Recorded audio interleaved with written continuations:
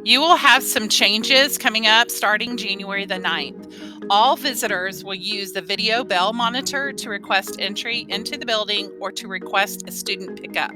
All visitors must show a valid ID or driver's license.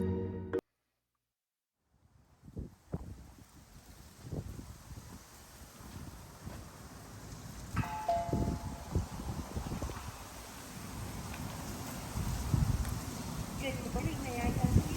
Yes, I'm here to pick up my student. Thank you. Could you please show your ID to the camera? I sure can.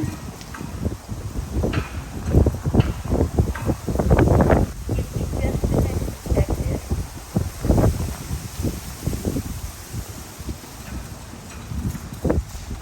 And your student's name? Is Alexandra?